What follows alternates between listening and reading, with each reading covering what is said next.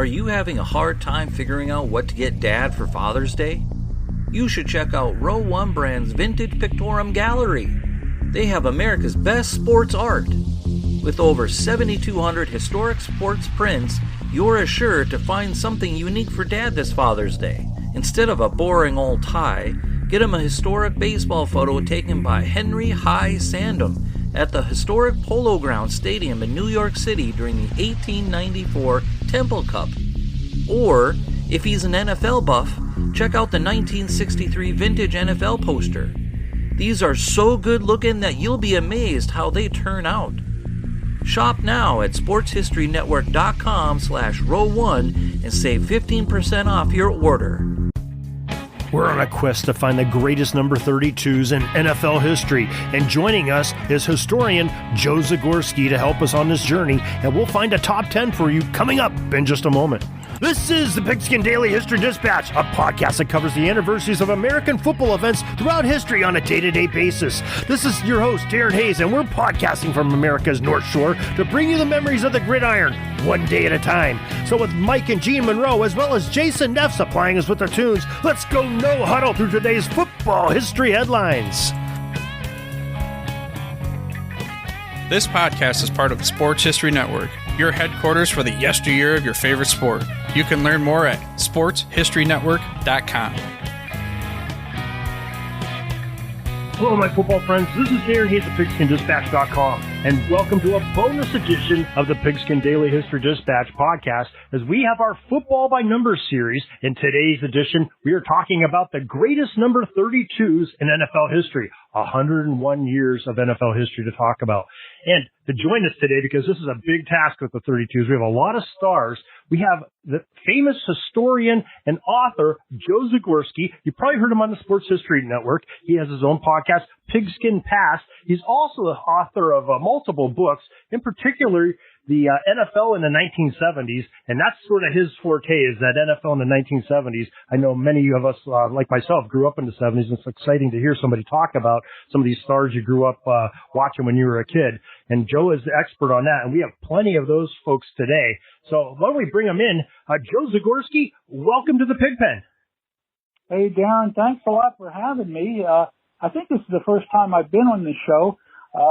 You mentioned 32s.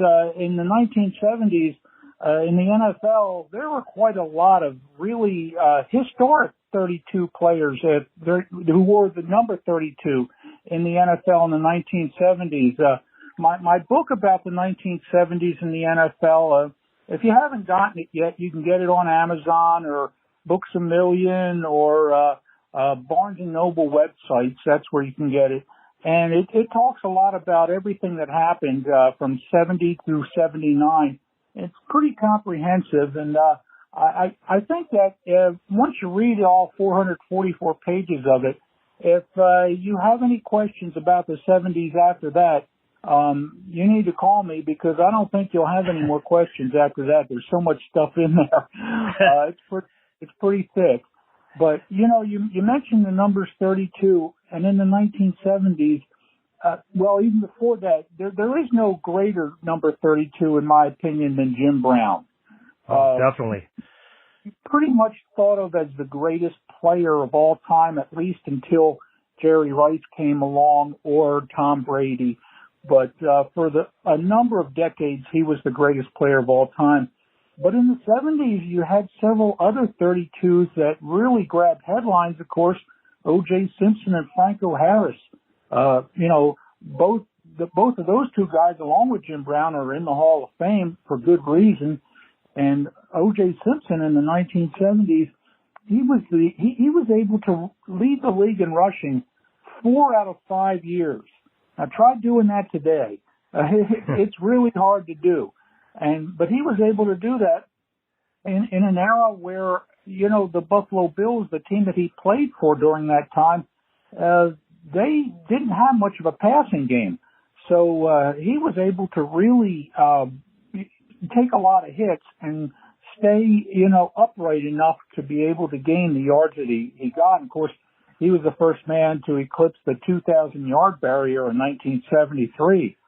And of course, Franco Harris, he came onto the league in '72, and he was pretty much, kind of like a view of the future. You saw a guy with the body of a Jim Brown, but you didn't think he was going to be able to run that well, but he was able to gain over 1,000 yards, I think, in each of his first 6 or 7 years. I'm not sure, but he was a great runner, and of course he became famous, with all the Pittsburgh Steelers dynasty and 4 Super Bowl championships. One thing I noticed, though, there's some 32s that are kind of famous in my mind that played on defense. Mike Curtis, of course, a middle linebacker for the Colts, and then later the Seahawks and the Redskins. And Jack Pardee, speaking of the Redskins, who was a famous linebacker for them. Those 2 guys are pretty famous, and they're 32. But for the most part, it's running backs, as you know. Emerson Boozer from the Jets, Walt Garrison from the Cowboys. They were 32. And, of course, if you ask a Dallas Cowboys fan, they're going to remember Walt Garrison, and maybe Jets fans might remember Emerson Boozer, but I think Cowboys fans will definitely remember Walt Garrison because he did a lot of, ads and commercials during that era as well. But there is one 32 that is either loved or hated. And you can't have both ways with this guy. It's Jack Tatum of the Raiders. Raiders fans love him, and I know Steelers fans hate him, and some other teams do too. He's no longer with us, but he was, and for my money, the hardest hitting safety in the history of pro football. He put people in hospitals. He was one heck of a hitting safety. You mentioned, Franco Harris along with Tatum, and they were both part of probably the most famous play in NFL history, the Immaculate Reception, which I think you alluded to a little bit. Because wasn't it Frenchie Fuqua that caused the ball to go backwards, or allegedly caused it to go backwards? The Raiders fans may argue against that. And, Franco Harris, of course, catching it and going down the sideline for the winning score for that game in the playoffs in the 72 or 73 season. 72. Have you ever seen a controversy last longer than that? I mean, we're talking 40-some years, and they're still arguing about it. I see arguments on like different Facebook pages still today about whether or not Tatum touched the ball last or if Fuqua touched it last. If they had today's rules, it wouldn't matter. But back in 72, an offensive player couldn't touch the ball to another offensive player. You had to have a defensive player touch it in between. And that's where Tatum comes in. People believe, the Steelers obviously believe that Tatum touched it before Franco caught it. And so that play will never be forgotten. It's in part of NFL lore. There's an exhibit on it in the Hall of Fame. So it's always going to be remembered, fondly or not so fondly. By I don't know if you've ever got off on an airplane at the Pittsburgh airport, but as soon as you get off the plane and you're going down the escalators, there's a picture of Franco in that position of, the ball, inches off the ground, him catching that in a famous bronze statue there. So I've seen it, and I've heard people have tried to deface it over the years who are Raiders fans. And a friend of mine also played in that game, Phil Villapiano, and I sent him a picture of it once, and he was upset. Speaking of Villapiano, have you seen on ESPN Plus? Peyton Manning has a program called Peyton's Places, and I believe it was in season 1. He had a whole thing on the Immaculate Reception, and he had Bradshaw and Frenchie Fuqua and Phil V there for the Raiders, and Franco Harris, and they talked about the play. Of course, they tried to even Peyton Manning throwing the ball, taking the place of Bradshaw because the guy they had come in just couldn't make that many throws, but they couldn't replicate it, and it was just a hilarious thing. Fuqua had a T-shirt he exposed that said, "I'm never telling," and things like that. a really good program. Well, you know, Peyton Manning, he's a funny guy, and those segments are just tailor-made for him. He's a very humorous guy, and I get a kick out of watching those. No, I do too. I didn't realize how hilarious he is. He is pretty funny. Oh yeah, yeah. And there's some other 32s that you had on this list that you sent me that I didn't think about until like a little while longer, and I'm thinking, wow, Stanley Wilson, he wore 32. Tony Galbraith, he wore 32. And there's a few others. Rick Kane from the Lions. These are guys that are not household names, but people who watch football diligently, they'll remember it. Benny Malone. Who could forget? Well, I guess a lot of people could forget Benny Malone, but he was Mercury Morris's backup there in Miami, and he had his own distinctive running style, just like Morris did. Pretty interesting. And then, of course, Vernon Perry had one of the greatest playoff games I've ever seen a defensive back. Intercepted 4 Dan Fouts passes in a playoff game for the Oilers to beat the Chargers. That was just incredible. I couldn't believe it that they would throw to, he was a rookie at that time, and they would throw to a rookie that much thinking that they're going to beat him after the 3rd interception. I would have laid off. Right. But Fouts was an aggressive passer. He always thought he could stick it in there, just like all the good quarterbacks do, those gunslingers. That's right. Yeah. And then there's some other 32s. Craig James, played for the Patriots for a number of years. And of course he was part of that Pony Express backfield at SMU with Eric Dickerson. And then Craig became like an ESPN analyst. But he came out of high school and he was highly touted as like the next greatest phenom. And he was, good enough to make the pros, played for New England. But at that time, New England didn't have a team like they had with Tom Brady on it. Right. And then some of these guys are just barely noticeable. I know you had Blair Thomas. People know of him more from what he did in college at Penn State. I honestly couldn't tell you what team he played for in the pros. I just don't even know. So I knew of him more in college. And then we were talking about other defensive players. Dennis Thurman played safety for the Cowboys for a number of years. And he was, he wasn't a superstar, but he was very solid and very dependable. And I think he finished his career with over 20 interceptions, which isn't too bad. And then there's John Keyworth, who played for the Broncos. He was a great running back, at least a good running back, and he was pretty big for a running back size. He was really tall. I think he was like 6'3" or 6'4", which is generally pretty tall for a running back. He was stocky, but, back at that time, the Broncos were in a transition period between Floyd Little, who's in the Hall of Fame, and Otis Armstrong, who injuries cut his career short, but those two guys were pretty important to get the Denver Broncos to their first Super Bowl in 1977.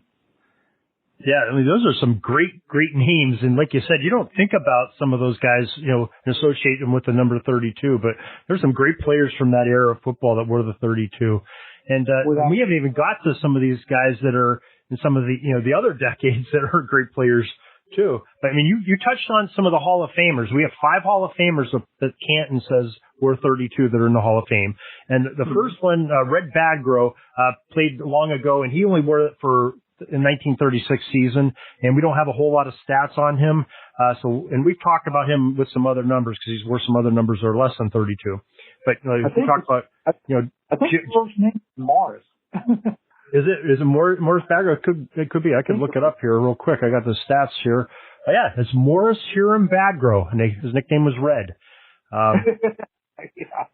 Yeah. I could see him sticking with Red. Right, yeah, I could too. That'd be a lot of names to say there. But yeah, he was a New York Yankee, New York Giant in Brooklyn. So he stayed in the New York area his entire pro career with the different leagues. So yeah, 1936 is the game was a lot different then. Heck, the game was different in the 1970s. So in 1930s, it was way different. Yeah, definitely. Sure was. They still had the watermelon ball, I think, then too, didn't they? Or more of a watermelon shape than what we have now. It wasn't like it is today. I know that.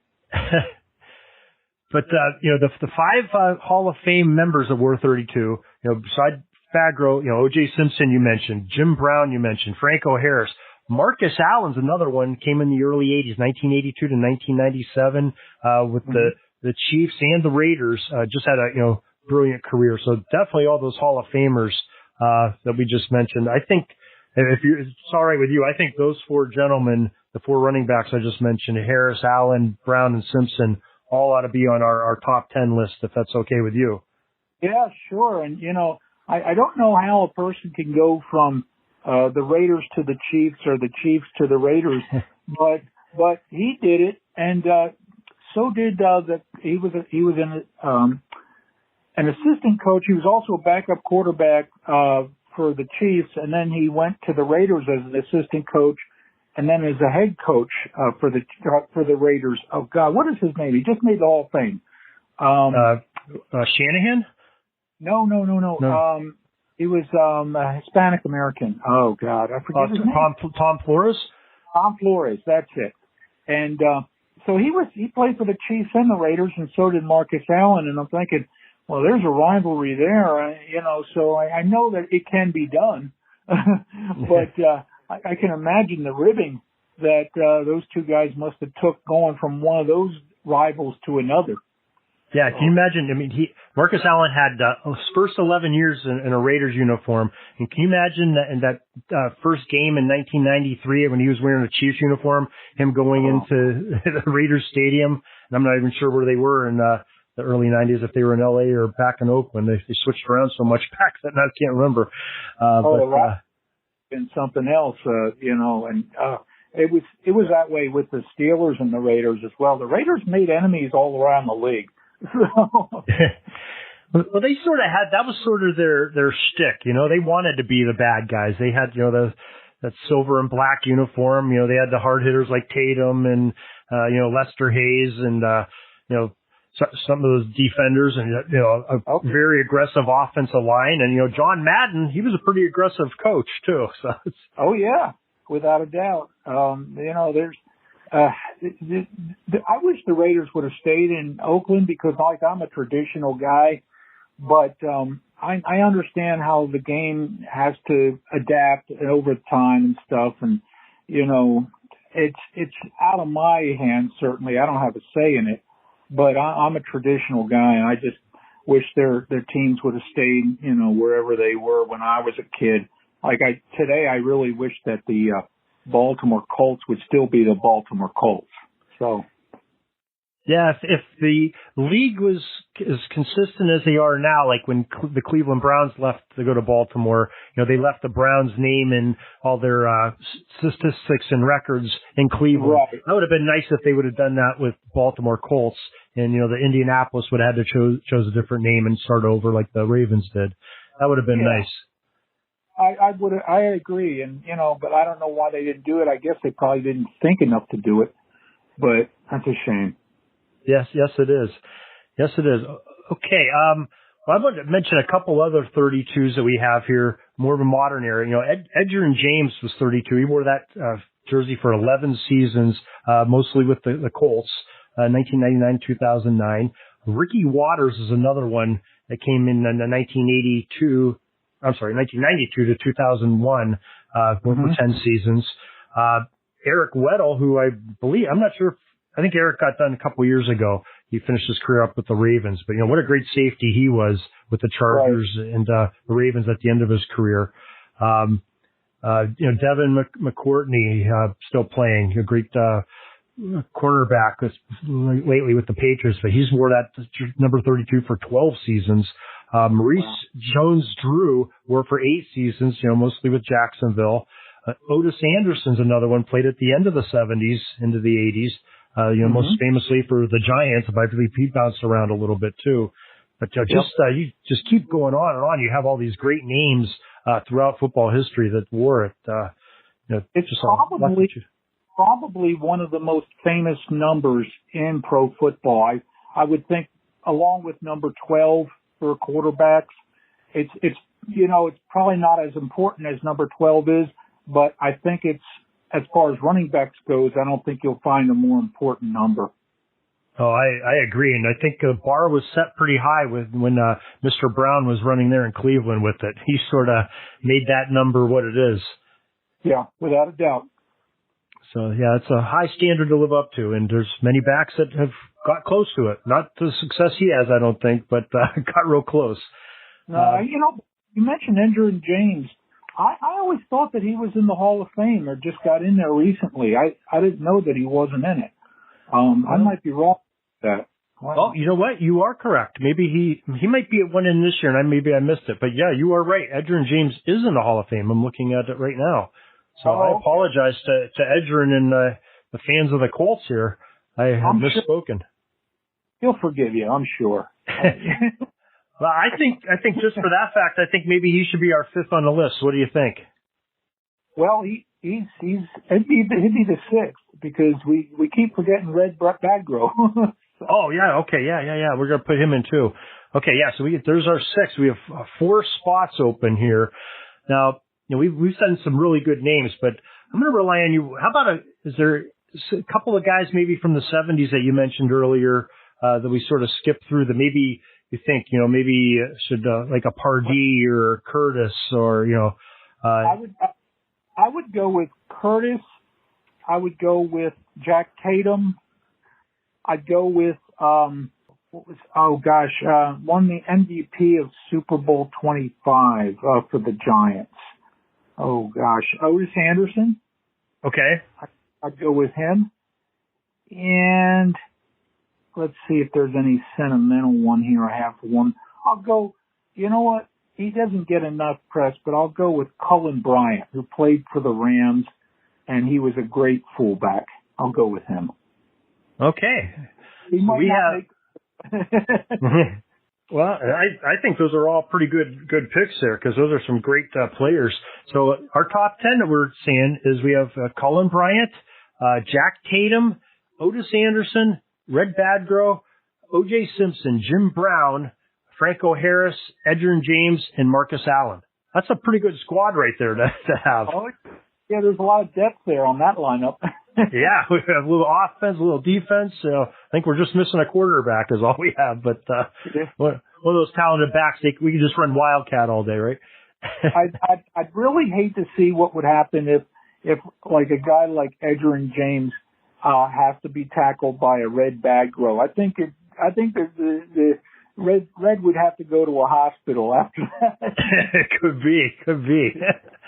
Those guys back in the 30s weren't as big and as strong and as fast as those guys in the 80s and 90s were. Oh, that's for sure. That is for sure.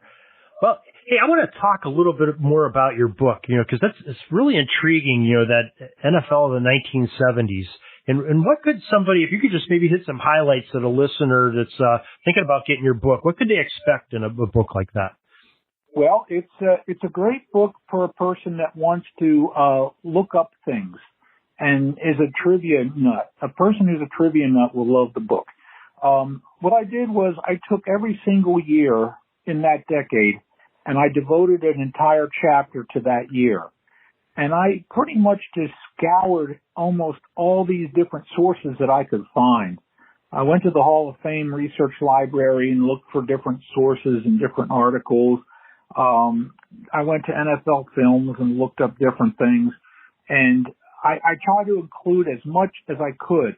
Now, it doesn't have everything. There's people that have told me, man, everything's in there. So not everything. I looked it over again.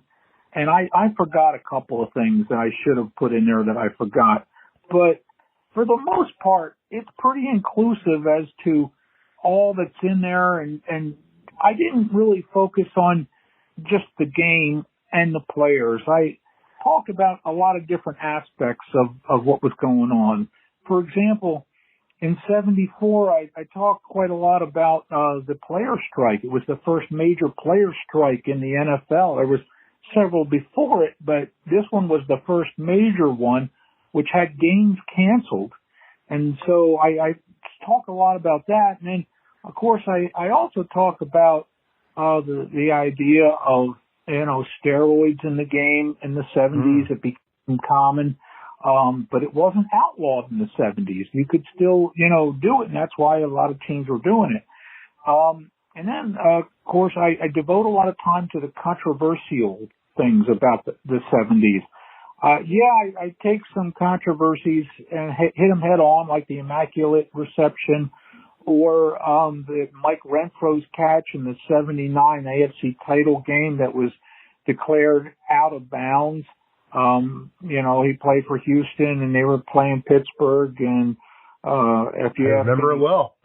every Houston person said he caught it in bounds, and even the announcers, I think it was Dick Enberg and Merlin Olsen. It could have been Kirk Gowdy.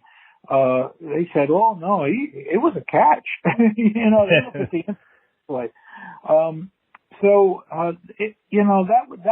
I try to touch on those types of things.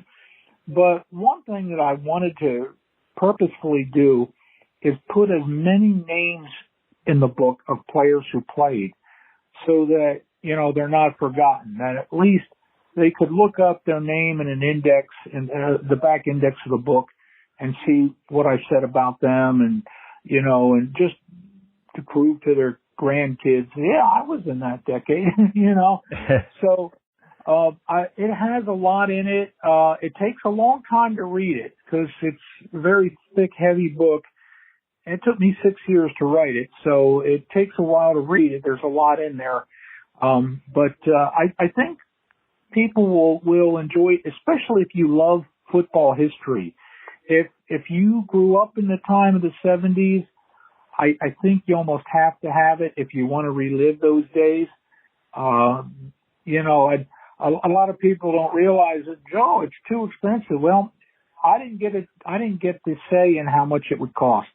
I found that out. It's my first book, and I found out the hard way that you don't get a say in it. It's the publisher that does.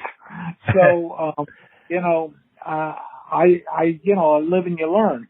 And, but I think that I gave people their money's worth with the amount of words in there. I mean, it's pretty thick, and I think you'll like it. There's not a lot of photographs in it, but most of the people, who are buying it, there's, as far as I know, over 1,600 people have bought a copy. But the comments that I've gotten on Amazon have been all positive for the most part. So that makes me feel good, and I think that a lot of people who were around at that time will be able to read things that they long since forgotten and say, I remember that. And so that's what I do. Well, hey, that sounds like a definitely interesting one. So, make sure you check out Amazon. What's the exact title of it again, Joe? It's called The NFL in the 1970s, Pro Football's Most Important Decade. Okay, so make sure you look for that on Amazon. You said Books A Million, and probably almost anywhere you can get books online. I'm sure they would be able to have it available. Now, before I let you go, I want to make sure we talk about your podcast, the Pigskin Pass on the sportshistorynetwork.com. You can find that. And I just listened to your latest episode. This will probably be out about a week after that. We're recording on April 6th. But you had a very interesting one on the journeyman quarterbacks. If you could talk about that, and without spoiling anything, we want people to go listen to it. But just the highlights on that. Yeah, we remember a lot of these famous quarterbacks. Of course, the household names, the Joe Namath, Terry Bradshaw, guys like that. But there's guys that played in the NFL that played upwards of 2, 3, 4, 5 teams. Earl Morrall, who has, I believe, 3 Super Bowl rings, 1 with Baltimore and 2 with Miami. He played for 6 different teams, so he lived out of his suitcase. There's a lot of guys that have made names for themselves in the NFL as quarterbacks who didn't stay with one team. And of course, Fran Tarkenton, great Minnesota Vikings quarterback, not a lot of people know that he also played, I believe, 5 or 6 years with the New York Giants. I thought, nobody really talks about journeyman quarterbacks that much, so that's why I did that program on them. It's truly interesting and definitely worth the listen to. Brings back some great memories, all of us that remember that era. And you really bring it to life again and bring that preservation of football history. And that's what we're all looking for and all trying to do. So we appreciate that. And Joe, we really appreciate you spending some time with us today and going through this number 32 list. It's a daunting task, and I appreciate your research and diligence on it and bringing back those great memories. And we hope to have you on again sometime real soon. Oh, thanks, Darren. Appreciate it. Look forward to it. Take care and have a great rest of your week. You too. Thanks, Joe. All right. Bye-bye. Peeking up at the clock, the time's running down. We're going to go into victory formation, take a knee, and let this baby run out. Thanks for joining us. We'll see you back tomorrow for the next podcast. We invite you to check out our website, pigskinddispatch.com, not only to see the daily football history, but to experience positive football with our many articles on the good people of the game, as well as our own football comic strip, Cleat Marks Comics.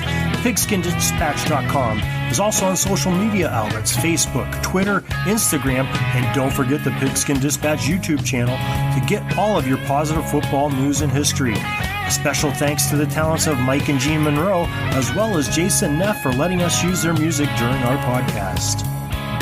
This podcast is part of the Sports History Network, your headquarters for the yesteryear of your favorite sport. You can learn more at sportshistorynetwork.com.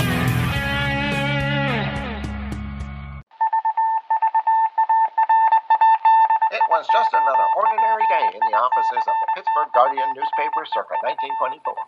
But for Marla Delft, assistant editor, everything was about to change. For she was about to discover the awesome attractiveness of Row 1 brand retro sports paraphernalia items thanks to Orville Mulligan, sports writer. And there it is. Wow, Orville, that's really the bee's knees. Isn't it just? A poster-sized replica of the actual 1909 World Series program cover. I can see that. But where did you get it? And where'd you get it framed? I ordered it from the Row 1 website, where over 6,000 items of sports memorabilia from the 1880s to the 1990s are available for reproduction, in multiple sizes and in several different materials, with over a dozen styles of frame to choose from for prints like this. Well, I'm sure Mr. Delft would love to put up more of these in the office. But I'm equally as sure they're beyond this newspaper's budget. Not at all, my dear Marla. See for yourself. Go to sportshistorynetwork.com/row1. sportshistorynetwork.com/row1. Oh my, these are good prices. Oh, and look at this stuff. Oklahoma-Nebraska football, college basketball art, Michael Jordan items. And so retro it was that sports Marla Delft advertisement discovered the flowers. splendiferous magic of Row 1 sports memorabilia, arts, and prints. You can too by visiting sportshistorynetwork.com/row1. That's ROW1 today for access to the full Row 1 catalog of gallery prints and gifts like t-shirts, long-sleeve shirts, telephone cases, coffee mugs, blankets, pillows, towels, and even shower curtains.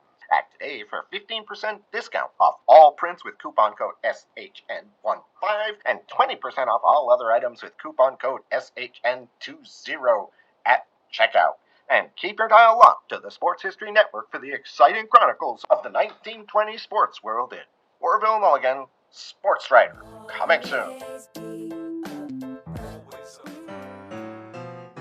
At the Sports History Network, we're all about sports yesteryear, and so we're so pleased to introduce you to Row 1, an online memorabilia gallery and shop that brings your sports history to life anywhere. The Row 1 gallery includes over 5,200 gorgeously reproduced prints of team posters, game program covers, game tickets, advertisements, and more in baseball, pro and college football, pro and college basketball, and more. And any gallery item may be printed in a variety of sizes on wood, metal, canvas, acrylic, or poster paper. And in Row 1 shop, check out the thousands more of unique unique items with a retro and historical designs dating back to 1876, including t-shirts, long-sleeve shirts, phone cases, mugs, blankets, pillows, towels, and even shower curtains. Go to sportshistorynetwork.com, ROW1, for access to the full Row 1 catalog and for gallery prints and gift items, plus get a 15% discount off all prints on the Row 1 Pictorium Gallery with coupon code SHN15. Follow the link on the show notes.